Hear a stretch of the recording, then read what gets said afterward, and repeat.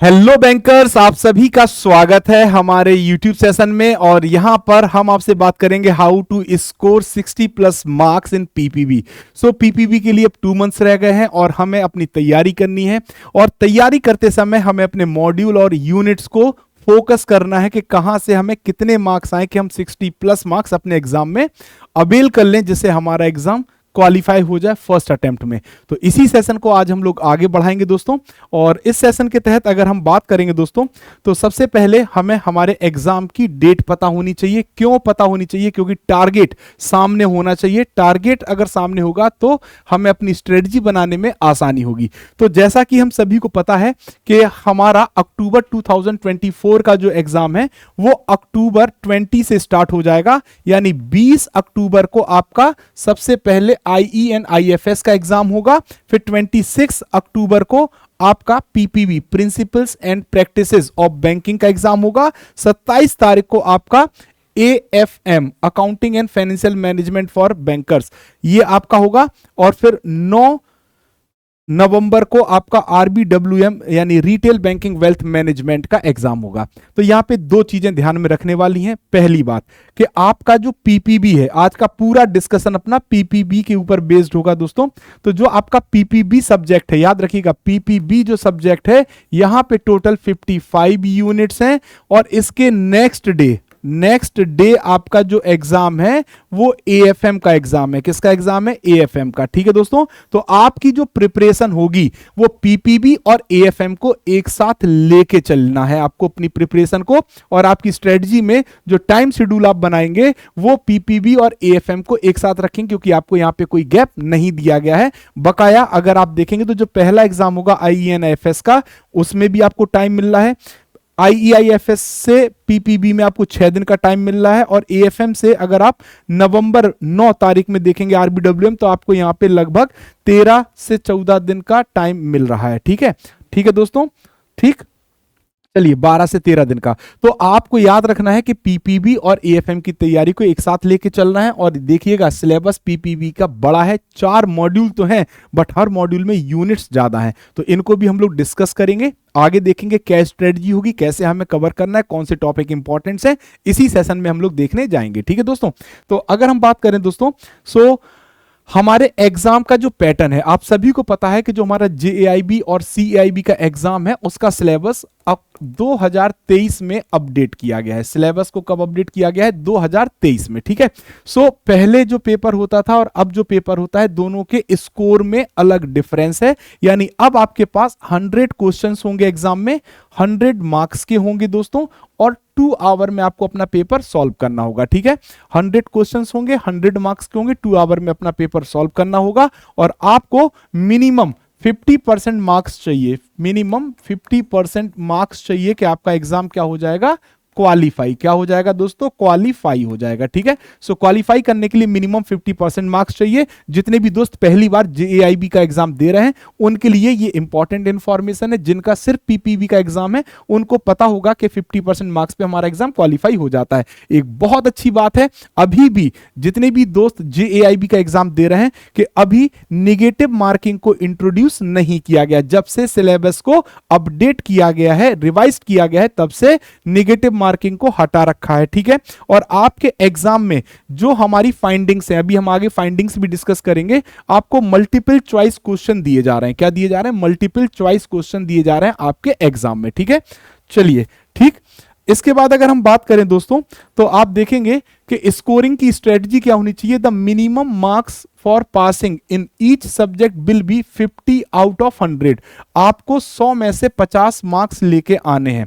लेकिन यहां पे अगर कोई पेपर आपको टफ मिलता है, जहां पर आप शायद 50 मार्क्स तक नहीं पहुंच पाए, आपके मार्क्स 45 से 55 के बीच में रहते हैं, 45 से 50 के बीच में, अगर 55 नहीं 50 के बीच में रहते हैं, तो इसमें भी आप क्वालिफाई कर सकते हैं अपने एग्जाम को।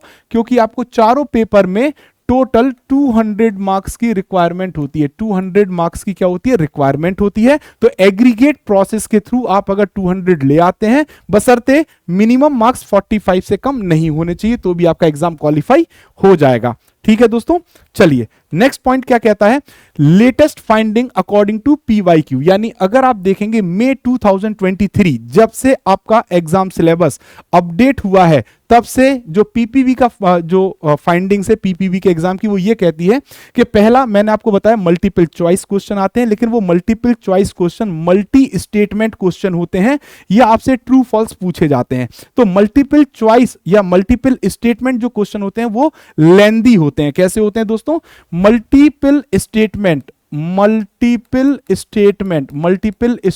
क्वेश्चन होते हैं। मल्टीपल स्टेटमेंट क्वेश्चन कैसे होते हैं, जैसे आपको कोई क्वेश्चन दे दिया जाएगा, स्टेटमेंट 1 2 3 4 4 स्टेटमेंट दे दिए जाएंगे, इसके आधार पे आपके ऑप्शंस बना दिए जाएंगे ए बी सी डी। अब आपको इनमें से सही कॉम्बिनेशंस ऑफ स्टेटमेंट चुनना होगा, और ये जो पढ़ने का इसमें क्या होगा, टाइम टेकिंग होगा, यानी ये पहली बात तो कंफ्यूजन क्रिएट करेगा, सेकंड टाइम टेकिंग होगा, है ना, यानी यहां पे थोड़ा सा लेंदी होगा पढ़ने का प्रोसेस। ठीक है दोस्तों, सो इसको याद रखना है, आपका जो पेपर होगा वो मल्टीपल चॉइस होगा, मल्टीपल स्टेटमेंट क्वेश्चन होगा, या ट्रू फॉल्स के ऊपर आधारित हो सकता है।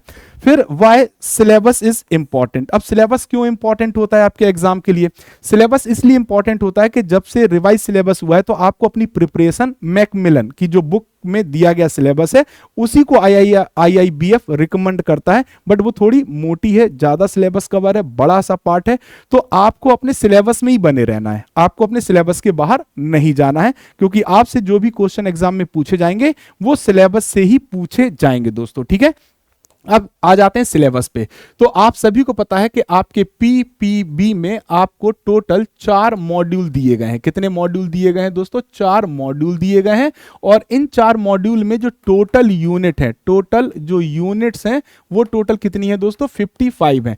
तो अभी हम मॉड्यूल वाइज अपने इंपॉर्टेंट टॉपिक्स को समझ रहे हैं, इसके बाद हम ये देखेंगे कौन सा जो मॉड्यूल है वो कितनी वेटेज रखता है, इसको भी हम लोग डिस्कस करेंगे।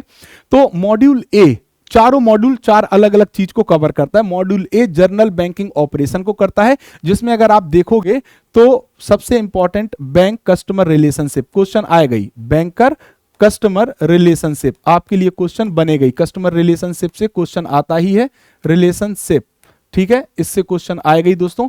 फिर आप देखोगे तो यहां पे केवाईसी और एएमएल इंपॉर्टेंट कंसेप्ट है। फिर अगर आप देखोगे तो फॉरेन एक्सचेंज रेमिटेंस फैसिलिटी आपके लिए और स्पेशल रिलेशनशिप एक इंपॉर्टेंट पार्ट अदा करता है। आपके ओपनिंग अकाउंट्स या वेरियस टाइप ऑफ अकाउंट्स की बात की जाती है। कैश मैनेजमेंट सर्विस या responsibilities of paying bank, collecting bank, ये आपके लिए इंपॉर्टेंट हो जाएगा। एंसिलरी सर्विस में आपको रेमिटेंसेस के बारे में पूछा जाएगा, है ना, और फाइनेंशियल इंक्लूजन। और अगर हम देखें तो 2 चीज और है, एक सीपी कंज्यूमर प्रोटेक्शन एक्ट 2019 और integrated banking अम्बुड्समैन scheme, integrated banking अम्बुड्समैन scheme, है ना, इस अम्बुड्समैन स्कीम 2021 ये कुछ इंपॉर्टेंट टॉपिक्स हैं, यानी इंपॉर्टेंट सब कुछ है, हर यूनिट से क्वेश्चन मिलेगा आपको आपके एग्जाम में। बट कुछ देखिए, हमारा टारगेट क्या है, 60+ मार्क्स, है ना, तो हमें 60+ मार्क्स की तैयारी करनी है, और एक नजर हमें अपनी सभी यूनिट्स पे डालना है, और इंपॉर्टेंट नोट्स को हमें बनाना है। ठीक है दोस्तों। सेकंड, अगर हम बात करें मॉड्यूल बी, तो मॉड्यूल बी हमारा फंक्शंस ऑफ बैंक के ऊपर डिपेंड करता है, और यहां पे जो हमारा टारगेट होगा वो लैंडिंग का ऑपरेशन जो होता है वो होगा। ऊपर से गवर्नमेंट स्कीम्स, जो गवर्नमेंट स्कीम्स हैं, उन स्कीम्स को हमें फोकस करना है। प्लस अगर हम बात करें तो हमें एनपीए को समझना है, नॉन परफॉर्मिंग एसेट्स के कंसेप्ट्स को समझना है। ठीक है, यहां पे लेटर ऑफ क्रेडिट है ना, कॉन्ट्रैक्ट ऑफ इंडेमिनिटी है। सो आपका सिलेबस पर्याप्त है, कंप्लीट है। और अगर आप देखेंगे तो आप देखिए, यहां से अगर आप देखोगे तो यहां तक आपका लेंडिंग का पार्ट कवर हो रहा है, डिफरेंट मोड ऑफ चार्जिंग, है ना, डॉक्यूमेंटेशन, नॉन परफॉर्मिंग एसेट्स, ये आपका इंपॉर्टेंट पार्ट है। और देखिए फिर नीचे अगर आप देखें तो government scheme, agriculture finance, property sector lending, ये इंपॉर्टेंट पार्ट है ना, पीएसएल। और अगर आप देखोगे तो एग्रीकल्चर फाइनेंसिंग, एग्रीकल्चर फाइनेंसिंग, ठीक है, ये इंपॉर्टेंट पार्ट है। तो कुछ टॉपिक ऐसे होंगे, कुछ यूनिट्स ऐसी होंगी जो इंपॉर्टेंट होंगी, ठीक है। अब मॉड्यूल सी में अगर आप आओगे तो यहां पे आपकी पूरी टेक्नोलॉजी डिस्कस की जाएगी, और यहां पे अगर आप देखेंगे तो आपको क्या क्या समझना है, बैंकिंग टेक्नोलॉजी को पढ़ना है दोस्तों। साथ ही साथ आपको क्या पढ़ना है,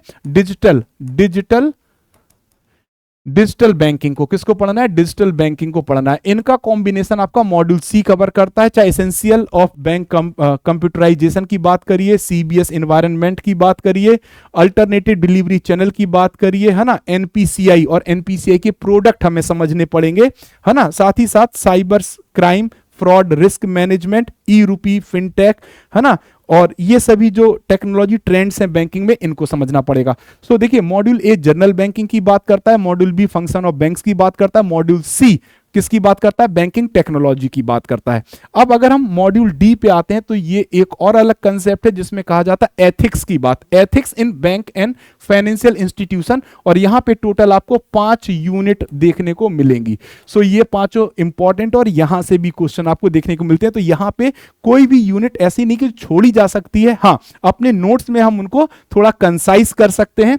अब देखिए, अगर आप मॉड्यूल वाइज बात करेंगे तो जो हमारा मॉड्यूल ए है, जहां पे हम जर्नल ऑपरेशन की बात करते हैं, टोटल यूनिट हमारे पास 21 है, और ये अप्रॉक्स 30 मार्क्स, अप्रॉक्स याद रखिएगा, जो मार्क्स मैंने लिखे हैं वो अप्रॉक्स लिखे हैं, लगभग 30 नंबर के पेपर को कवर करता है। यानी मॉड्यूल ए जहां 21 यूनिट है, 30 नंबर का पेपर है। मॉड्यूल बी की अगर हम बात करें, फंक्शन ऑफ बैंक्स, जो कि हमारा मॉड्यूल बी है, 20 यूनिट को कवर करता है, लगभग बराबर है, इसलिए मैंने यहां भी मार्क्स को बराबर ही रखा है, ठीक है दोस्तों। फिर मॉड्यूल सी आता है, यहां पे यूनिट की संख्या घट के 9 हो जाती है, बैंकिंग टेक्नोलॉजी, और यहां 15 से 20 मार्क्स का पेपर आता है, लगभग 15 से 20 नंबर का पेपर यहां से दिखेगा। और मॉड्यूल डी, जहां पे हम एथिक्स की बात करते हैं, बैंक एंड फाइनेंशियल इंस्टीट्यूशंस की, यहां पे सिर्फ 5 यूनिट हैं, लेकिन क्वेश्चन लगभग 20 से 25 नंबर के आते हैं, 20 से 25। तो ये थोड़ा सा ऊपर नीचे हो सकता है स्कोर, ये आपकी स्कोर जो क्वेश्चन पूछे जाते हैं उनकी फाइंडिंग्स हैं, ठीक है दोस्तों। नाउ अगर हम बात करें तो स्ट्रेटजी, जो हमारी स्टडी की स्ट्रेटजी है वो क्या होनी चाहिए। सो सबसे पहले आपको क्या बनाने, notes, and finish it before moving the next. सबसे पहले पिक आ नोट्स, है ना, और उनको खत्म करना है। अब आप किताब मैकमिलन को ही प्रेफर करते हैं, तो मैं आपको एक बात और बताऊं, आप अगर चाहें तो मैकमिलन को प्रेफर कर सकते हैं। साथ ही साथ हमारी किताब भी JAIB CIB वाला, जो हमारा यूट्यूब चैनल है PW का, तो फिजिक्स वाला की भी बुक अवेलेबल है JIB के लिए। और JAIB की जब हम बात करते हैं तो जो हमारी मैकमिलन की बुक थोड़ी सी मतलब कंप्लीट है, IIBF का रिकमेंडेशन है, उसी के तर्ज पर हमारी बुक भी है, जिसको आप फॉलो कर सकते हैं अपने एग्जाम की प्रिपरेशन के लिए। Make a target to go through the whole book at least once, है ना, एक बार आपको अपने सिलेबस को देखना चाहिए, ठीक है। जैसे अगर आप क्रिकेट मैच की बात करें तो क्रिकेट मैच अगर ऑस्ट्रेलिया में मैच हो रहा है तो मैं हमेशा बताता हूँ वहाँ ग्राउंड बड़े होते हैं, तो वहाँ पे आपको अपने शॉर्ट सिलेक्शन देखने पड़ते हैं। वहीं अगर वेस्ट इंडीज में मैच हो रहा है तो ग्राउंड छोटे हैं, तो वहाँ पे भी शॉर्ट सिलेक्शन को आप सिलेक्ट कर सकते हैं। तो आप कैसे बल्लेबाजी करेंगे, इसके लिए पहले आपको पता होना चाहिए मैदान कैसा है। तो इसको पता करने के लिए आपको अपने होल सिलेबस को एक बार कवर करना चाहिए। प्रिपेयर करने हैं आपको topic according to the news, जो सिलेबी है, जो 2023 में रिवाइज किया गया है। Solve the question under the check your progress. अब आपने मान लीजिए मॉड्यूल ए पढ़ा, तो मॉड्यूल ए के ऊपर बेस्ड आपको मॉक टेस्ट देना चाहिए, वहां से आपकी फाइंडिंग्स होंगी, क्योंकि जब आप उसके आंसर्स को एनालाइज करेंगे और जो आपके रॉन्ग आंसर्स होंगे उन कंसेप्ट्स को आप समझोगे कि किस यूनिट में अभी आपको और वर्क करने की आवश्यकता है, यूनिट वाइज पढ़ना है अभी। Finally hope for the best and appear in the exam. और मैं यही कहूंगा कि आप 100% प्रिपेयर्ड होंगे अपने एग्जाम में पार्टिसिपेट करने के लिए। सो ये एक छोटी सी स्ट्रेटजी है दोस्तों, जिसको आप फॉलो कर सकते हैं, और आप हमारे साथ भी तैयारी कर सकते हैं हमारे महापैक के साथ। और हमारा महापैक आपके लिए अवेलेबल है मात्र 3,999 रुपए में, ठीक है दोस्तों। JIB फाउंडेशन बैच हमारा 2.0 चल रहा है, जो कि अक्टूबर 2024 के एग्जाम को टारगेट कर रहा है, जहां पर हम आपके साथ तैयारी में जुड़े हुए हैं। 1,999 लिस्ट प्राइस में आप हमारे बैच को ज्वाइन कर सकते हैं दोस्तों।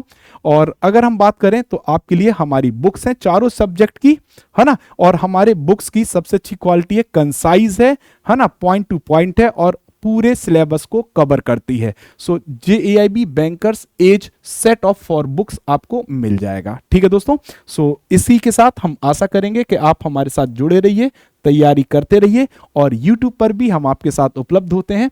अगर आप देखें JIB की तैयारी के लिए 7 बजे शाम को आशीष सर IEIFS पढ़ाते हैं, 8 बजे हमारे भास्कर सर RBWM पढ़ाते हैं, और 9:15 पर मैं आपके साथ जुड़ता हूं PPB के लिए। सो जुड़े रहिए, पढ़ते रहिए, तैयारी करते रहिए। इसी के साथ thank you very much. So best of luck, जुड़े रहिए, पढ़ते रहिए, और क्वालिफाई करना है फर्स्ट अटेम्प्ट में।